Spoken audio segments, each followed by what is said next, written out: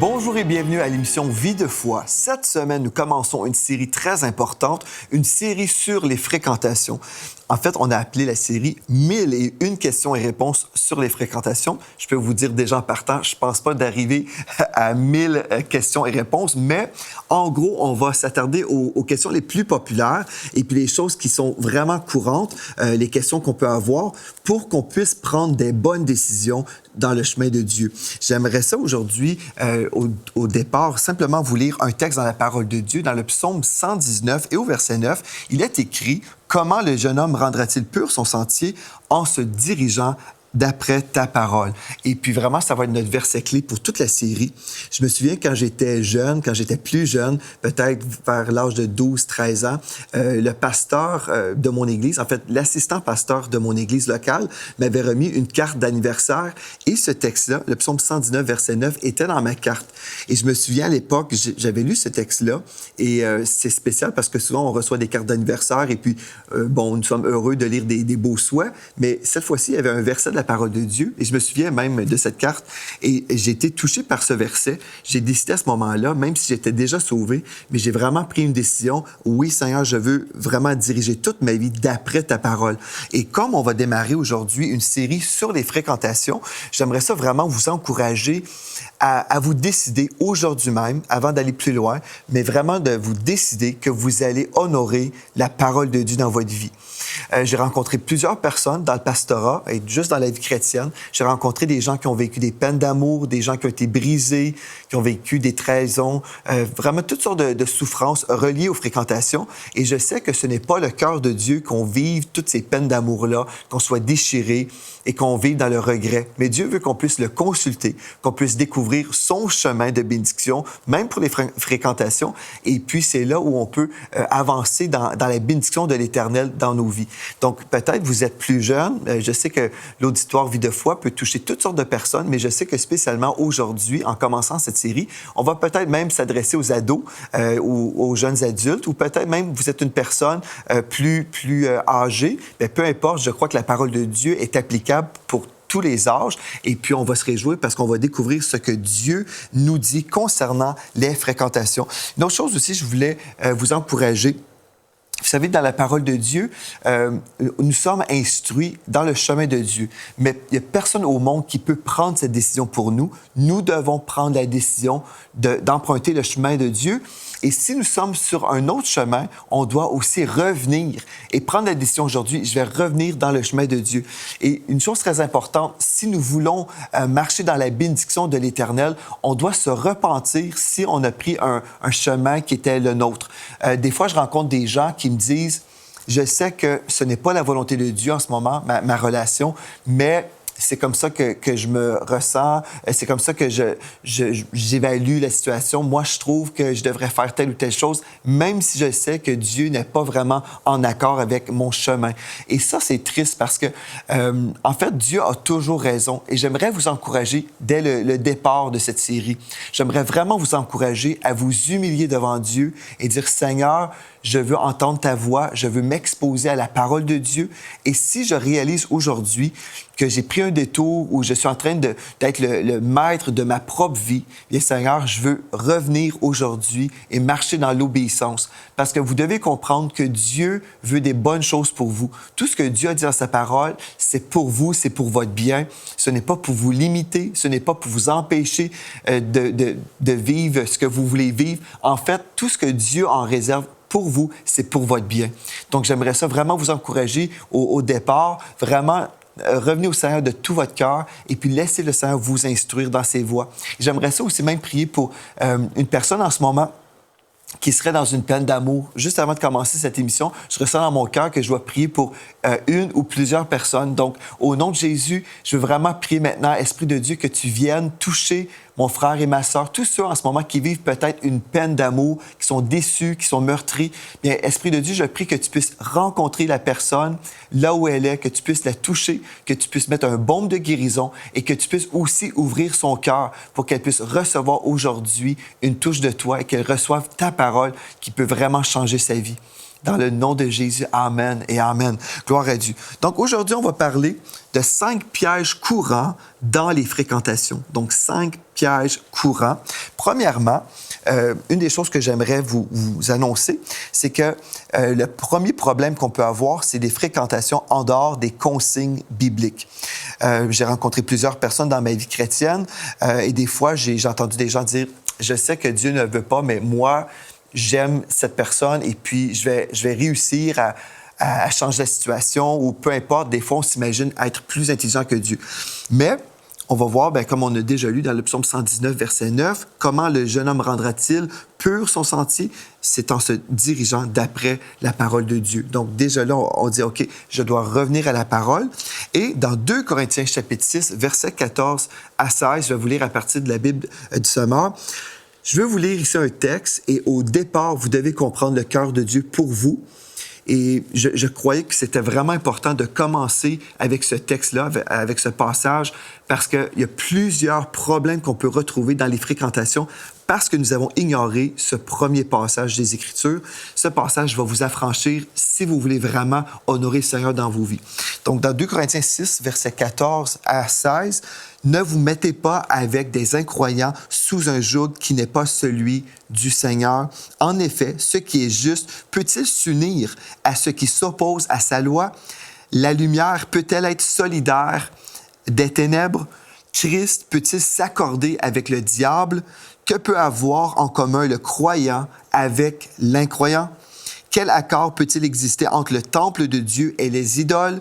Car nous sommes, nous, le temple du Dieu vivant. Dieu lui-même l'a dit, « J'habiterai et je marcherai au milieu d'eux, je serai leur Dieu et ils seront mon peuple. » Donc, il y a le peuple de Dieu, il y a les enfants de Dieu et puis les enfants du diable. Jésus a dit aux religieux de son époque, « Vous êtes de votre père, le diable. » Donc, des fois, les gens vont dire, « Nous sommes tous des enfants de Dieu. » Mais si nous lisons la parole, nous verrons que non, il y a vraiment 2 catégories, les enfants de Dieu et les enfants du diable. Et le texte nous dit clairement, « Ne vous mettez pas avec des incroyants sous un joug qui n'est pas celui du Seigneur. » C'est-à-dire, si vous êtes un enfant de Dieu, ne fréquentez pas quelqu'un qui est un enfant du diable.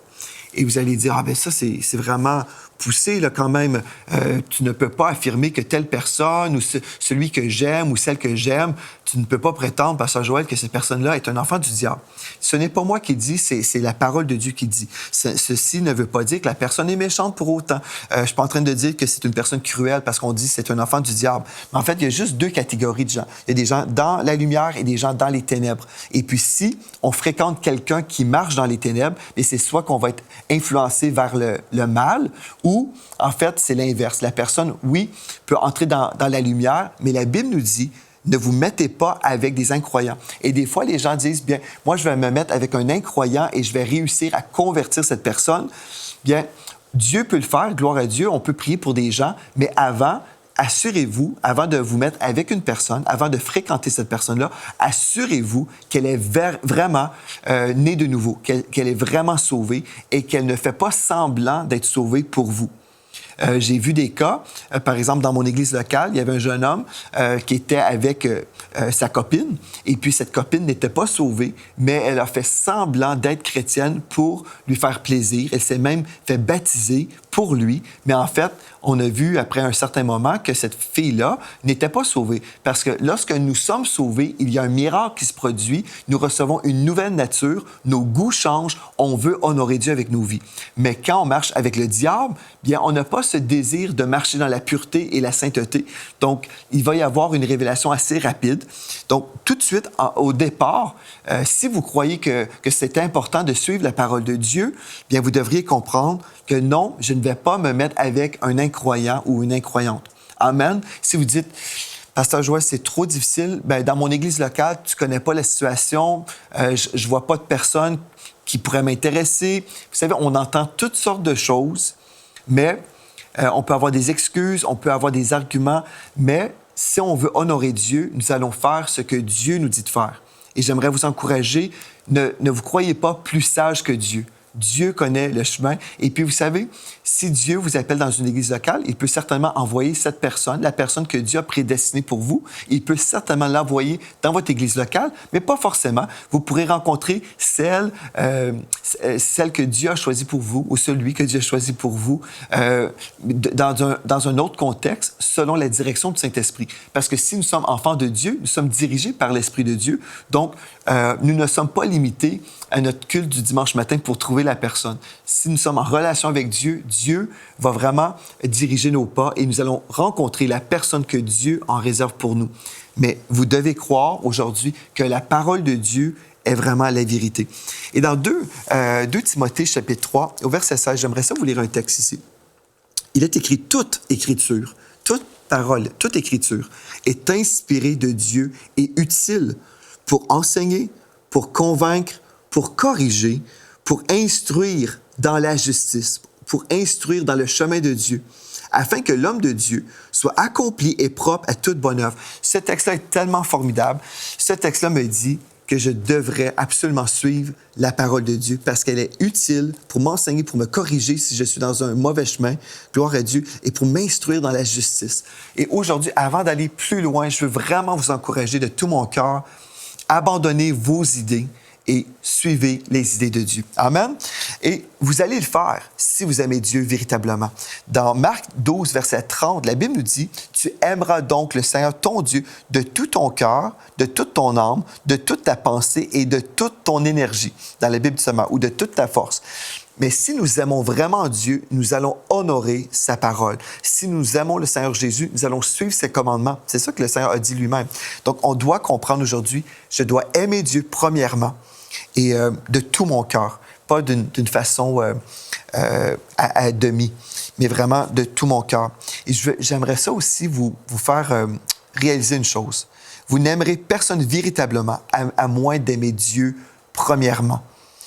Si vous aimez Dieu de tout votre cœur, vous pourrez vraiment aimer quelqu'un d'autre. Mais si ce n'est pas le cas, vous allez avoir du mal à vraiment marcher dans l'amour que Dieu en fait veut vous faire expérimenter. Dieu a un cœur pour vous, il veut que vous soyez épanouis, mais vous devez aimer Dieu premièrement.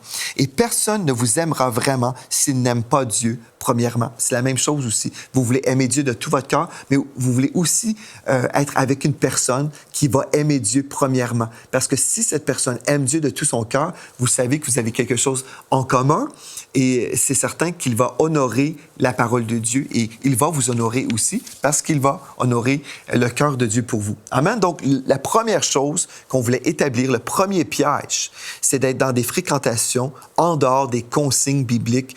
Donc, les consignes bibliques, premièrement, on doit être avec une personne qui s'est déjà donnée au Seigneur Jésus-Christ. Amen. Et je veux juste vous rappeler, si vous dites, oui, mais je vais gagner cette personne à Christ. Parfait, mais ne faites pas l'erreur en disant, bien, je vais convertir cette personne-là pendant que je suis en relation avec elle. Non, mais c'est vraiment important. Vous êtes mieux de vous séparer et vraiment lui donner le temps, donner à cette personne le temps de vraiment vous démontrer par sa vie les fruits de la nouvelle naissance. Amen. Et c'est comme ça que vous allez savoir, parce qu'en fait, vous voulez bâtir pour toute une vie. Deuxième chose, OK, donc un autre piège, c'est des fréquentations trop intimes. OK, vous êtes dans l'intimité et puis c'est vraiment prématuré, vous êtes vraiment trop intime. Et par exemple, je vais vous donner une illustration où c'est une situation en danger, une situation à risque pour l'immoralité. Bien, un jeune homme visite une jeune femme dans une maison privée, seule. Vous savez, si on veut marcher dans le chemin de Dieu, si on veut marcher dans l'intégrité, dans l'honneur, on ne fera pas ça. On ne veut pas être trop intime avant le mariage. Quand nous sommes en fréquentation, un des pièges, c'est quand les deux personnes, l'homme et la femme, sont dans des situations propices aux chutes. Et on ne veut pas faire ça. On veut marcher dans la sainteté. Dans la parole de Dieu, dans 1 Corinthiens 6, verset 18, nous lisons, « C'est pourquoi fuyez l'inconduite sexuelle. Tous les autres péchés qu'un homme peut commettre n'impliquent pas son corps, mais celui qui se livre à l'inconduite pêche contre son propre corps. » Donc, la Bible est très, très claire. Fuyez l'inconduite sexuelle. Donc, si je me mets dans une situation où je peux chuter, bien, c'est moi qui manque de sagesse. Dieu vous appelle aujourd'hui à ne pas manquer de sagesse, mais de prévoir votre victoire. Donc, si vous voulez fréquenter une jeune fille, messieurs, ou si vous êtes une jeune femme et vous voulez fréquenter un jeune homme, vous pouvez vous fréquenter, mais dans un lieu public ou, par exemple, dans la jeunesse de votre Église. Mais vous ne voulez pas vous retrouver seul là où vous pouvez chuter dans l'immoralité. La Bible est claire, fuyez l'inconduite sexuelle. Ne vous mettez pas dans une situation où vous pouvez chuter. Et là, dans 1 Thessaloniciens 5, verset 22, quelqu'un dira Amen, je l'espère. La Bible nous dit « Abstenez-vous de toute apparence de mal ». Des fois, les gens, je sais quand j'ai déjà enseigné à la jeunesse, par exemple, qu'on doit fuir l'inconduite sexuelle et ne pas s'exposer comme ça. Des fois, les gens peuvent penser « Ah, bien, Pasteur Joël, tu es un peu religieux quand même. On peut avoir toutes sortes d'argumentations. » Mais la Bible nous dit « Abstenez-vous de toute apparence ». Même l'apparence du mal.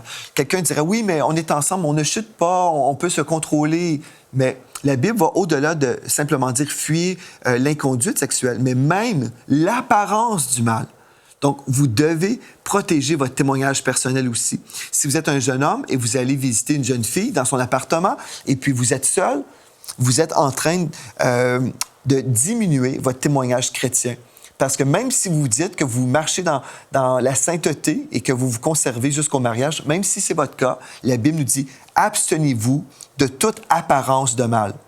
C'est la parole de Dieu qui dit et vous devez protéger votre témoignage. Et en protégeant votre témoignage, vous vous assurez de marcher dans la sainteté. Si vous allez, par exemple, dans un resto, prendre un café avec votre copine, votre copain, bien, vous ne pouvez pas chuter dans l'immoralité dans un restaurant. On s'entend? Donc, on doit prévoir notre victoire. Et aussi, attention, les relations sexuelles sont réservées exclusivement pour le mariage. Il faut le dire, de nos jours, les gens peuvent même se poser la question, oui, mais on doit fuir l'apparence du mal ou fuir l'inconduite sexuelle, mais si on s'aime vraiment, est-ce que c'est même permis d'avoir des relations sexuelles? J'aimerais vous dire tout de suite, même si on entend toutes sortes de choses dans notre monde, j'aimerais vous rappeler que la parole de Dieu nous dit que le mariage, c'est vraiment réservé pour l'époux et l'épouse. Donc, dans le cadre d'un mariage. Et dans 1 Corinthiens chapitre 7, verset 2, dans la Bible du Sommeur, il est écrit « Cependant, pour éviter toute immoralité, il est préférable que chaque homme ait sa femme et que chaque femme ait son mari. » Pourquoi? La Bible nous dit pour éviter toute forme d'immoralité. Donc, il me semblerait très évident ici que si un homme a une copine, bien, il pourrait chuter dans l'immoralité. Mais pour éviter cette immoralité-là, vaut mieux se marier que la femme ait son mari. Donc, on parle ici d'une relation maritale. Vous comprenez? Donc, pour éviter l'immoralité, on est mieux de se marier. Et dans 1 Corinthiens 6, verset 13, la Bible nous dit « Le corps n'est pas pour la fornication, mais pour le Seigneur, et le Seigneur pour le corps. » Donc, la deuxième chose qu'on veut comprendre concernant la sexualité dans le mariage, la Bible nous dit « Le corps n'est pas pour la fornication. » Et ce mot-là nous parle des relations sexuelles en dehors du mariage. OK? Donc, la fornication, c'est des relations sexuelles avant le mariage, en dehors du mariage. Et dans Hébreux 13, verset 4, la Bible nous dit, dans la Bible du Sommeur, que chacun respecte le mariage et que les époux restent fidèles l'un à l'autre, car Dieu jugera les débauchés et les adultères. Donc, des relations avec quelqu'un de marié, à ce moment-là, on appelle ça l'adultère. Donc, on parle de fornication ou de l'adultère. Mais pour éviter tout ça, nous sommes mieux de se marier et puis on va éviter l'immoralité. Donc, voici juste 3 versets pour vous aider à comprendre que pour vivre dans la sainteté, okay, pour honorer Dieu, nous devons se conserver jusqu'au mariage. Et si vous dites, bien, Pasteur Joël, de nos jours, c'est impossible. Voilà, il y a tellement de choses qui nous incitent à vivre dans le péché. C'est pratiquement impossible. J'aimerais vous dire, bien, ça a été possible pour moi. J'ai été capable de me conserver jusqu'au mariage parce que j'ai cru la parole de Dieu. J'aimerais vous dire, c'est un non-sens de croire que c'est impossible pour les enfants de Dieu. J'aimerais vous dire que c'est possible. Tout ce que Dieu a dit dans sa parole, c'est possible. Dieu ne nous demande jamais de faire des choses d'impossibles. Mais s'il dit dans sa parole, voici le chemin à suivre, c'est possible pour nous. Mais la raison pour laquelle on ne croit pas que c'est possible, souvent, c'est parce que les gens s'imaginent que la doctrine de l'évolution a raison. On s'imagine que nous sommes des bêtes, nous avons évolué, nous avons des pulsions, des désirs, nous devons absolument combler ces désirs-là. Dieu a créé l'homme et la femme avec des désirs, mais en même temps, nous ne sommes pas des bêtes évoluées, nous sommes des créatures faites à l'image de Dieu. Et nous sommes capables d'avoir la maîtrise de soi, selon Galates 5, verset 22. Nous avons, si nous sommes enfants de Dieu, la maîtrise de soi. Gloire à Dieu, nous avons la puissance du Saint-Esprit en nous, sur nous, et nous sommes capables de marcher dans la sainteté. C'est possible pour vous. J'aimerais ça vraiment vous encourager à être renouvelés dans vos pensées à ce niveau-là. Donc, si les couples respectent l'ordre divin du mariage, il y aura beaucoup moins de maladies transmises sexuellement. Deuxièmement, des grossesses non désirées et des avortements, des mères célibataires, beaucoup moins d'enfants grandissant sans leurs deux parents. Donc, le chemin de Dieu est le chemin de la bénédiction. Et l'abstinence, un mot qu'on entend très rarement, mais l'abstinence est l'unique chemin de Dieu avant le mariage. Avant de vous marier, Dieu vous appelle à vivre dans la sainteté, dans l'abstinence. Et puis, l'abstinence sauve des bébés, donne aux relations sexuelles leur juste valeur et honore Dieu. Amen. Tout ce que Dieu a dit dans sa parole, c'est pour votre bien. C'est pour votre bien. Et puis, je viens juste de vous énumérer certains bienfaits. Troisième chose. OK. Donc, on a déjà vu notre première chose, notre premier point concernant les 5 pièges courants dans les fréquentations. Première chose, c'était des fréquentations en dehors des consignes bibliques. Donc, vous êtes avec un inconverti. Dieu vous appelle à vraiment fréquenter uniquement des enfants de Dieu parce que vous faites partie du même royaume, vous avez les mêmes intérêts et puis vous faites partie vraiment de cette même famille spirituelle. Et deuxième chose qu'on vient de voir ensemble, des fréquentations trop intimes. Donc, on parle ici, vraiment, vous êtes trop proches et vous pouvez chuter dans l'immoralité. On vient de comprendre aujourd'hui que Dieu veut qu'on soit sage et qu'on puisse avoir bien vraiment nos limites, qu'on puisse s'organiser à l'avance. On peut prévoir et dire, bien moi, je vais côtoyer cette jeune fille, je vais être en fréquentation avec cette jeune fille ou ce jeune homme, mais on va s'organiser, on va se voir, par exemple, dans un café, dans un resto, dans des activités d'église où nous pouvons apprendre à se connaître, c'est merveilleux, mais aussi, on ne pourra pas chuter. Donc, on va prévoir notre victoire. C'est super important. Ce que je vous dis, c'est vraiment la base pour un enfant de Dieu. Si on se retrouve dans des situations où il y a des jeunes filles qui tombent enceintes avant le mariage, on retrouve des gens dans l'immoralité sexuelle, bien, c'est parce qu'on n'a pas suivi ces conseils qui sont juste au départ de cette série, mais qui sont aussi des conseils de base pour la vie chrétienne. Et on se dirait, mais pourquoi les gens ne suivent pas ce que Dieu dit? Bien, on se laisse influencer par notre monde, on se laisse influencer par la chair.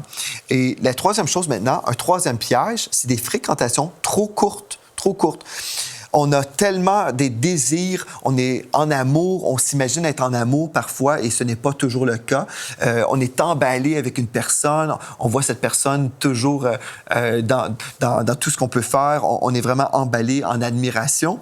Bien, parfois, on oublie de chercher Dieu dans cette relation et parfois, on est totalement empressé à se marier ou s'engager vraiment avec cette personne, même au départ, parce qu'on ressent des choses. On peut dire, OK, on va se marier, mais pourtant, on ne se connaît pas vraiment parce qu'il y a vraiment comme on peut dire, la chimie, on est vraiment emballé en amour. Mais il faut se donner le temps. Si vous êtes dans une situation actuellement et puis vous êtes pressé, là, on doit se marier, on doit être ensemble toute notre vie, et puis vous venez tout juste de vous rencontrer, alerte, faites attention, donnez-vous le temps. Donnez-vous le temps. Dans Lamentation, chapitre 3 et au verset 25, la Bible nous dit « L'Éternel est plein de bonté pour ceux qui ont confiance en lui, pour ceux qui se tournent vers lui. » Vous devez prendre le temps de vous tourner vers le Seigneur pour discerner si cette personne est celle que Dieu a choisie pour vous. Dieu est plein de bonté pour vous. Il ne veut pas supprimer votre joie. Il ne veut pas vous empêcher d'être heureux dans la vie. Il n'est pas là pour vous envoyer la pluie sur votre belle parade, c'est une expression anglophone, mais vous êtes dans votre pique-nique, dans votre journée de fête. Dieu n'est pas là pour vous envoyer des nuages noirs pour ruiner votre journée. Ce n'est pas le cœur de Dieu. Il veut votre bien. Donc, l'Éternel est plein de bonté. Consultez Dieu. Faites-lui confiance. Et puis, dans le psaume 84 et au verset 11, nous lisons « L'Éternel, Dieu est un soleil et un bouclier. L'Éternel donne la grâce et la gloire. Il ne refuse aucun bien à ceux qui marchent dans l'intégrité. Marchez dans l'intégrité. Ne soyez pas dans une relation trop courte et ne soyez pas empressés à vous marier demain matin parce que vous êtes en amour en ce moment, mais prenez le temps. Et puis, une des choses que j'aimerais vous dire au tout début de cette série, si vous êtes dans une relation et vous prévoyez vous marier, bien, vous avez vraiment besoin de suivre des cours de préparation au mariage.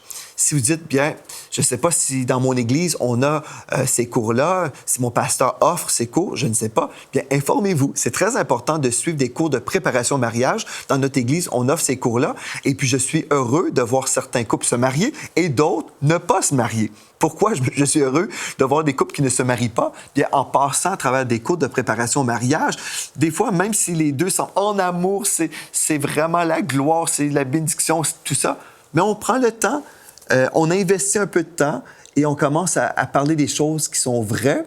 Et après un certain moment, les deux réalisent qu'ils ne sont pas faits pour être ensemble. Ils vivaient l'engouement ensemble. Ils vivaient vraiment cette passion, mais quand ils ont pris le temps d'examiner leur situation, ils ont réalisé qu'ils avaient des projets différents dans la vie, ils avaient toutes sortes d'ambitions, et puis finalement, les deux ne correspondaient pas, là, leurs ambitions et puis leur vision de la vie, tout ça, c'était différent. Et puis là, on avait des conflits même avant le mariage. C'est bon, en fait, de voir ça dans un cours de préparation au mariage. Vaut mieux voir qu'on n'est pas fait pour être ensemble dans un cours de préparation de mariage que de se marier et de le réaliser après et dire « Oh mon Dieu, qu'est-ce que j'ai fait là? On est tellement différents, on n'a pas les mêmes buts dans la vie, la même vision, c'est vraiment que des querelles et puis finalement, les deux sont malheureux. » On ne veut pas ça. Donc, gloire à Dieu pour des cours de préparation au mariage et je me réjouis parce que je vois des vies sauvées à cause de ces cours-là. Donc, voilà, on va continuer demain en parlant des autres pièges qui sont là. On n'a pas eu le temps aujourd'hui de tout faire, mais on va voir ensemble pendant cette semaine. On va vraiment adresser plusieurs choses très importantes. J'aimerais ça vous encourager. Si vous êtes un leader jeunesse, vous pouvez écouter toute la série, vous préparer et redonner ces cours ou même prendre le temps dans vos jeunesses pour visionner l'émission Vie de foi. Je crois que c'est vraiment important. C'est la parole de Dieu qui transforme des vies. C'est la parole de Dieu qui nous dirige dans de verts pâturages. Dieu veut que nos jeunes soient protégés. Et si vous êtes un jeune adulte, vous avez peut-être même des groupes de jeunes adultes, même des groupes de prière. Exposez-vous à la parole de Dieu. Tout ce qu'on va voir cette semaine, ce n'est pas mes idées, c'est les idées de Dieu. Et j'aimerais vous dire que Dieu est très, très sage. Il veut notre bien. Il ne veut pas rien nous enlever. Au contraire, il veut tout nous donner pour qu'on soit dans la joie et qu'on puisse avoir un mariage heureux. Donc, avant le mariage, certainement, nous entrons dans une période de fréquentation et on va découvrir qu'il y a même des mentalités dans le corps de Christ où nous imaginons qu'on peut peut-être avoir 10, 12, 13 copines, copains avant de se marier pour essayer. On va voir comment Dieu dirige. Dieu n'est pas du tout comme le monde. Dieu a vraiment un chemin de bénédiction, un chemin tout tracé pour vous. Donc, on va revenir à la parole de Dieu. On va faire du ménage dans nos pensées et puis on va dire, « OK, Seigneur, tu l'as dit, c'est ça que je vais faire et je vais voir ta gloire dans ma vie. » Donc, on poursuit demain avec cette série merveilleuse et je veux vous remercier d'avoir été là. Écrivez-moi aussi à videfoi@enseigne-moi.com et puis, d'ici à la prochaine fois, soyez richement bénis.